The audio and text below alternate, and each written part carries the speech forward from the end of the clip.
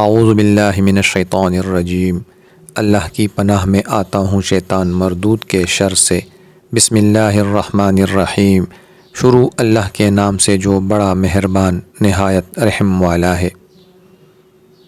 نبی کریم صلی اللہ علیہ وآلہ وسلم نے عشاء کی نماز پڑھی، پھر رات کو اٹھ کر تہجد کی 8 رکعتیں پڑھیں اور 2 رکعتیں صبح کی اذان و اقامت کے درمیان پڑھیں، جن کو آپ کبھی نہیں چھوڑتے تھے۔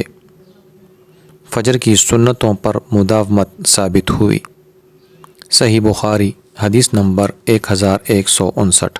جس دن سورج میں خسوف یعنی گرہن لگا تو نبی کریم صلی اللہ علیہ وآلہ وسلم نے نماز پڑھائی۔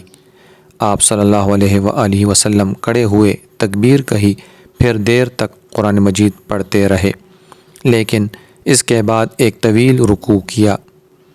رکوع سے سر اٹھایا تو کہا سمع اللہ لمن حمدہ۔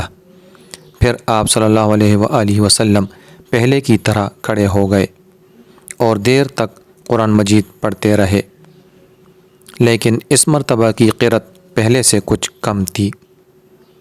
پھر آپ صلی اللہ علیہ وآلہ وسلم سجدے میں گئے اور بہت دیر تک سجدے میں رہے۔ پھر دوسری رکعت میں بھی آپ صلی اللہ علیہ وآلہ وسلم نے اسی طرح کیا۔ پھر جب آپ صلی اللہ علیہ وآلہ وسلم نے سلام پھیرا تو سورج صاف ہو چکا تھا۔ نماز سے فارغ ہو کر آپ صلی اللہ علیہ وآلہ وسلم نے خطبہ دیا اور فرمایا کہ سورج اور چاند کا کسوف یعنی گرہن اللہ تعالیٰ کی ایک نشانی ہے، اور ان میں خسوف یعنی گرہن کسی کی موت و زندگی پر نہیں لگتا، لیکن جب تم اسے دیکھو تو فوراً نماز کے لیے لپکو۔ صحیح بخاری حدیث نمبر 1047۔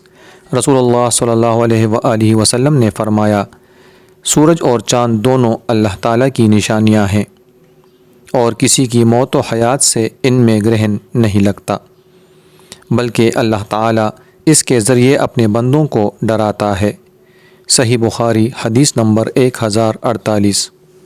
اللہ تبارک و تعالی ہمیں احادیث مبارکہ پر پورا عمل کرنے کی توفیق عطا فرمائے، ہماری خطاؤں اور لغزشوں کو معاف فرمائے، اور ہمیں برے دنوں کے آزمائشوں سے محفوظ فرمائے، آمین یا رب العالمین۔ ویڈیو پسند آئے تو چینل سبسکرائب کریں اور صدقہ جاریہ سمجھ کر شیئر کریں۔